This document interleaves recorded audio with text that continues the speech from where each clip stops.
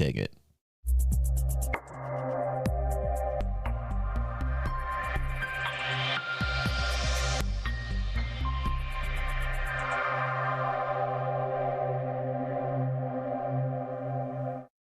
You are all in for a treat because I saw this with Christy. We went to a movie, and I don't think we've gone into a movie in like a year or so. So Christy and I actually went to the movie theater to see BeetleJuice BeetleJuice. And some people would say, why? Why did you do that? She wanted an 80s night. We watched BeetleJuice the night prior, and I was like, okay, cool. Let's watch this and compare it with the 80s version. Now, right off the bat, before we even get into this pitch meeting where Ryan is going to deconstruct BeetleJuice, let me just say that obviously the first BeetleJuice made in the 80s with Gina Davis and Alec Baldwin and just so many other fucking actors and actresses, the 80s version kicked this version's ass. Can I get an amen? Yes, sir. Can I get an amen? Yes. The 80s version, the Michael Keaton BeetleJuice from the 80s was perverted and even said some bad words. And upon watching BeetleJuice, there were sections in BeetleJuice where I was like, wow, shit, I can't believe this happened in the 80s. And then I was like, wait a second. Yes, I can, because we were more hardcore and we could take that. We could take that in our movies. Parents took their kids to BeetleJuice, and there was like sexual kind of content, innuendo in it. There was cussing in it, and it was okay because 80s parents took their kids to that. It wasn't a kid's movie like I thought it was. I watched BeetleJuice last week as an adult, and I was like, wow, this is a totally different experience watching BeetleJuice as an adult. I was like, wow, this movie kicks some ass. Then I was like, next day comes by. Christy's like, okay, you ready? I'm like, let's do this. Let's watch BeetleJuice. An older Winona Ryder. Yes, it's sad seeing these actors and actresses that we grew up with, seeing time start to take its toll. It is a fucking sad fact. Time, quit being so cruel. Stop doing this to the actors and actresses that I grew up with. Not saying Winona's, not pretty. She's still pretty, but it's a little bit depressing, okay? I come from a time when I remember a Winona Ryder from Heathers and other movies, and, it's just, okay, just let me deal with it. Now, BeetleJuice.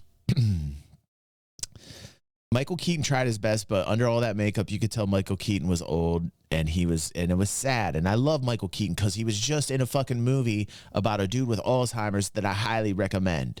I don't know the name of the movie that Michael Keaton was just in, but it was fantastic. I think it's on HBO. Highly recommend watching the new Michael Keaton movie where he gets Alzheimer's. I know it sounds horrible, but he plays like I want to say detective. I almost forget, but he plays somebody who I want to say, no, not a detective. Was it? Now I completely forget. See, I got fucking Alzheimer's. See what happens? God damn it. All I can say was an amazing movie that I can't even remember right now. So go watch it because that's an amazing recommendation. But I will say that in BeetleJuice, Michael Keaton looked very old under all the makeup, and it depressed me. So seeing all your favorite actors and actresses growing older in the movies that you remember, especially since you just watched like the 80s version and then you're going through some weird ass time machine and now you're going to BeetleJuice in 2024, was a bit depressing. It was. And it was a bit flat, but okay, the storyline, okay. If you got that nostalgia and you want like a Halloween movie and you want to go with like your wife or your husband, do it. You can do it. It's just not the 80s BeetleJuice, okay? It's just not. Yes, sir, I do. It's been like 35 years since the original, so I figure it's time for a sequel. That actually is perfect, because the kids who grew up with the first movie now have kids of their own. Exactly, because what is culture if not a cyclical regurgitation of itself? That's a beautiful thought, so tell me about this thing. Well, sir, this thing's gonna be a good time. First of all, we're bringing back the iconic duo of Tim Burton and Helena Bonham Carter. No, they broke up. Johnny Depp, probably not for a while. Michael Keaton. Exactly, and his new muse, Jenna Ortega. Oh, yeah, she's super popular in that Tim Burton show where she plays an angsty teen who gets a crush on a local boy in a small town who turns out to be a supernatural monster. Right, so in this this movie, she's an angsty teen who gets a crush on a local boy in a small town who turns out to be a supernatural monster. I feel like...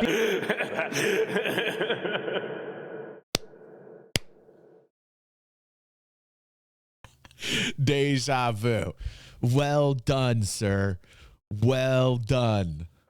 People are gonna like that. For some reason, I do too. So what else is going on? Not much, just doing this pitch. What's up with you? No, I mean in the movie. I thought we were friends for a second there. Nope. Dang, okay. Well, Jenna Ortega would play Astrid Dietz, the daughter of Lydia Dietz. She's from the first movie. She is, and Lydia Dietz hosts this paranormal talk show, but she starts seeing BeetleJuice again, so she thinks she's going crazy. Oh, Dietz nuts. And then Lydia's father, Charles, dies, so they, along with Lydia's boyfriend, Rory, have to go back to the BeetleJuice house. Well, killing off that character is a good idea considering the horrible stuff that actor did. That way we don't have to show that character at all. Oh, we're gonna show the character. We are. A lot in photographs and claymation, walking around with no torso but still talking. Maybe let's just not include him at all though? Well, no, he was an important part of the first movie. We can't just hand wave that away. I guess that makes sense. So what about Alec Baldwin and Gina Davis's characters from the first movie? Oh, they're not in this one. We're just gonna hand wave that away. Oh, okay. That's exactly what I said. Because I just got done watching BeetleJuice, and I'm like, okay, what about Gina Davis and Alec Baldwin? Where are they at? No, nothing mentioned about them. Nothing at all. It's craziness. Okay, so anyway, at the wake, Lydia's douchey boyfriend proposes to her, and she's like, I think there was one line. I think there was one line asking about them, and like Winona Ryder just kind of like waved it off as simply as the movie waved it off. Like, I think they got like one line in there about them. Like, what about their characters? You know, like, and Winona said something, and it was just like offhanded. It was just so weird that they didn't feature or even talk about or put somehow that Gina Davis and Alec Baldwin were in is crazy. I guess? Does she not like him? Doesn't really seem to. So why say yes? Because I want there to be a wedding scene later in the movie. Got it. So anyway, then Wednesday is gonna storm off and meet a local boy and get a little crush. But turns out he's dead. Ooh. And he tells her that if she comes with him to the afterlife, he can get his life back and she'll be able to see her dad who works there. Oh, did her dad take his own life? No. I think we kind of maybe established that people that work down there took their own lives. Hey, shut up. So then it turns out he's evil and he actually just wants to trade his life for her so he can be alive again. Oh, crafty little boy ghosts are tight. So now Lydia calls up BeetleJuice to make a deal that she'll marry him if he helps with Astrid. Wow, well, sounds like all our storylines are in place. This is gonna be a good time. Well, no, there's also gonna be a storyline where BeetleJuice's ex-wife is trying to find him so she can suck his soul out, which is a thing she does to ghosts. She sucks the souls out of ghosts? Yes, and then there's a dead actor turned cop trying to track her down. Oh, okay. Lydia has a pill addiction. Oh, she does. Her mom Delia's gonna end up dying too, and she's trying to track down Charles in the afterlife. Right. Rory only wants to marry Lydia for money. Astrid and Lydia need to fix their mother-daughter relationship. I gotta say, this is kind of a lot of storylines. Are you gonna be able to juggle them all well? Sure. Come on. Juggling well is for nerds. Oh, well, There was an overabundance of like literal branches. They would branch off everywhere, like all these little sub stories inside the story. It was a little bit, it was like, okay, wait, what's going on here? Like there was a lot of that in the movie. I was like, wait, what? We probably shouldn't do that then. Anyway, so if Ghost Boy gets his passport stamped, he'll go back to the real world and Astrid is toast, so BeetleJuice has to stop that. Is that gonna be hard to do? Actually, it's gonna be super easy. Barely an inconvenience. Oh, really? Yeah, see, he pulls a lever and that solves the problem instantly, so that's done. Oh, yeah, see, we're already done with one of the storylines. Just like that didn't... But that's how BeetleJuice is, though. Like, BeetleJuice is very sporadic, and that shit just happens, like, off the cuff, to be fair. Like, BeetleJuice comes in and, like, that shit, like, gets solved. You know, that's just naturally BeetleJuice, to be fair. Feels super satisfying. Well, what am I supposed to do? I gotta wrap these up quickly. There are a lot of storylines. You could have less of them. No. So then eventually it's time. That is exactly what I thought. Like, there could have been a lot less getting in the way of the main story arc. There was so many. I felt like it was like a choose your own adventure. Like, that didn't need to be there. Totally accurate. For the wedding of Rory and Lydia, but BeetleJuice shows up because he wants to marry her. And Michael Keaton, they could have done a better job on the makeup. Like, let's look at this real quick here. Who is doing the makeup here? I'm going to say boo to the makeup artist on this. Boo! Boo! Boo! I I mean, this actor has better makeup than BeetleJuice. You know what I'm saying? Like the whole eye thing here could have been done a lot better. Like it's like they just socked him in the face with the ball that had like black makeup all over it. Just like pop, pop. Like that's it. We're done with your makeup on your eyes, Michael. That's like Michael couldn't be bothered with sitting in a makeup chair for too long. Like okay, listen, you got like 10 minutes. You know, like Michael Keaton. That's probably exactly what happened. Like Michael Keaton's like, listen. I'm over 70 and I'd like to just, be in the chair for 10 minutes. 10 minutes is all you got, okay? You give me longer than 10 minutes, don't do it to me. I can't do it anymore. I'm an older actor, okay? Just 10 minutes is all you need. All right, go. Just sock me in the face. Sock me in the face with the ball. Okay, that's it. I don't want to sit for 3 hours in this chair.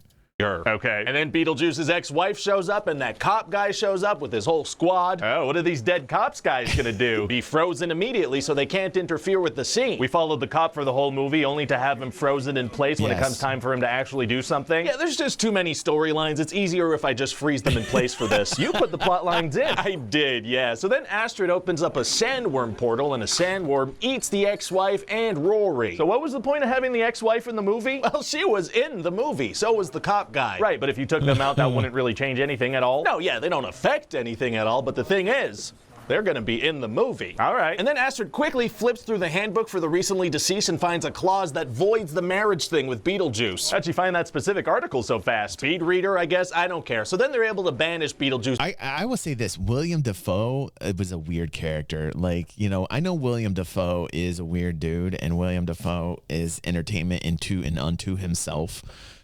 I get this about William Dafoe, but like I gotta say, I was disappointed by William Dafoe's character. I just didn't like the character that William Dafoe was hired to be. I just didn't think it fit him. Who's back to the afterlife, along with those cops who did absolutely nothing. Wow, that all resolved itself pretty quickly and conveniently. Yeah, I did it. Kind of. So what do you think? Well, I mean, we have the nostalgia factor going for us, so if that gimmick still gets people to go to theaters, I think we're in good shape. Fingers crossed. Peace out, E-Rad. Have a good night, bro, if you're still here. Yeah. Hi, this is Ryan George from The Thing You Just Watched. Oh, did it do good? Oh, shit. So, you have a movie for me? Yes, sir. What did they say on it? What did it do? BeetleJuice box office hits major milestone, tripling its budget in just 3 weeks. Oof, man. Yeah, overall, it's nothing like the 80s. Like, the 80s movie was far superior. If you guys are wondering, just watch BeetleJuice. Just watch the original. That's really all you need. And if you got the money and you want to do something kind of fun with somebody, then go ahead. It's just like you can do it. Like if you have to, like, if the significant other wants to go out and watch a movie and like you don't really have anything, then this is a go-to. Just bear with it. Just bear it.